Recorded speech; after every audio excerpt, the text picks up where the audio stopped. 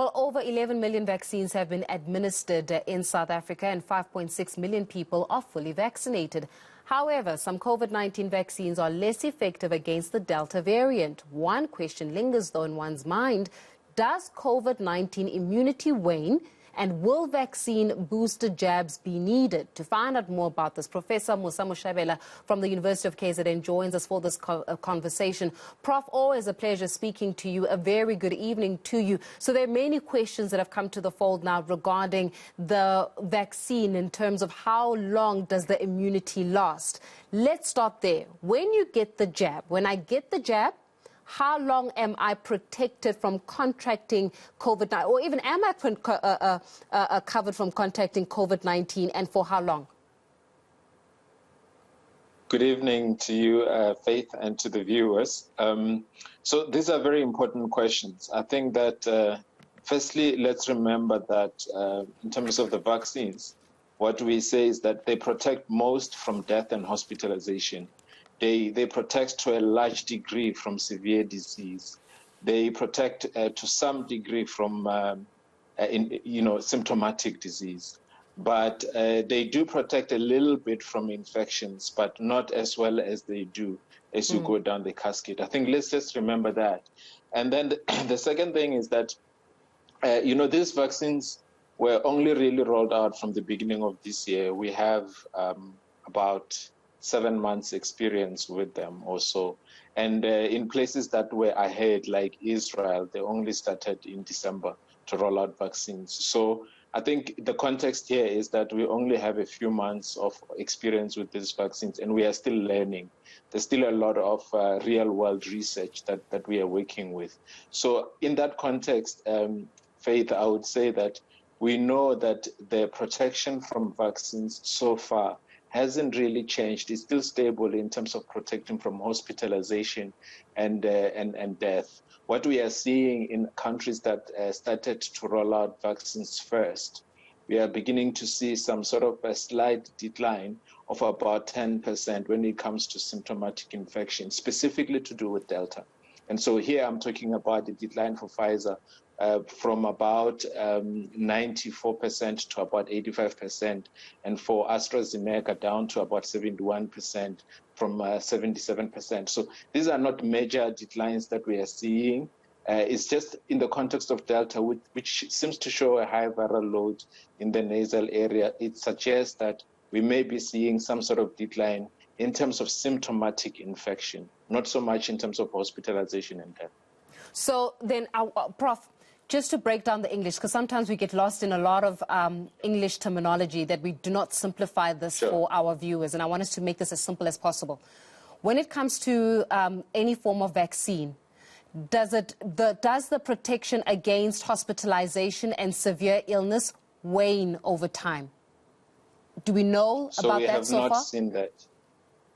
Yes. So far, with the data that we have, and these are studies that were done in Israel, in the UK, and in the US so far, we don't have any evidence to suggest that there's any change in hospitalization or death so far, which is why the suggestions to, for example, talk about booster vaccines in the US were so controversial, because people were saying, why is it that we are talking about boosters when, in fact, the changes that we are seeing are small and they relate to symptomatic infection and not necessarily to hospitalization and death.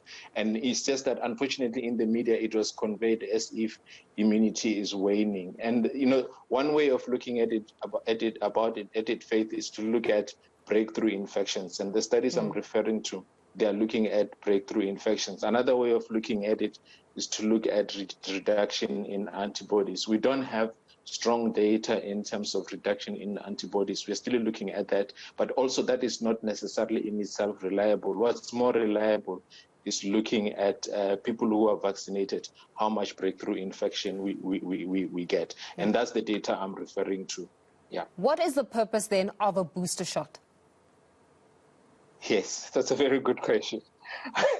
So far, the evidence that we have seems to suggest that a booster shot might be helpful, for example, in special groups. So, for example, there's some evidence to suggest that people who were having organ transplant and they're using these drugs that suppress their immune system, when they got the third dose or a booster shot, they benefited from that. There is some indication that people who are vulnerable with immune systems that are not so strong may benefit from booster shots. At the moment, in the context of a lot of people in the world not yet having been fully vaccinated, there is no strong case for a booster shot for the general public. So I would summarize it that way in terms of where we are at with the evidence based on results that emerged in the past week. Okay, then in the South African context, if somebody has received a jab, let's say within the past 3 months or so, the 2 months or so, will they eventually need a booster shot? Will, let's say, after 6 months' time or after 8 months' time after receiving the jab, will an individual in South Africa need a booster shot? So at the moment, based on the evidence that we have, for the general public, the answer is not yet. We don't know that yet. So the evidence we have in other countries, they have a longer time with vaccines. They've been vaccinated more than 6 months or so. So they're able to compare. And their situation really, it's about the variant. So based on what we know now, with the conditions that we know, for South Africa, the answer is not yet. We don't have that evidence to support that. But I'm saying this based with the condition that this might change, Faith, right? So, because we are still learning, I don't want to say that it will never happen. If it happens that, for example, there's a new variant or there is some other kind of excessive reduction in immunity or there's some other benefit that we can see, it might happen. So it's possible that in the future, we might look at people who have some sort of immunocompromise or immunosuppression for boosters. It's possible, but those would be exceptions rather than the rule. Professor Mosa Moshabela, we'll leave it there for this evening. Thank you so much for your time from the University of KwaZulu-Natal.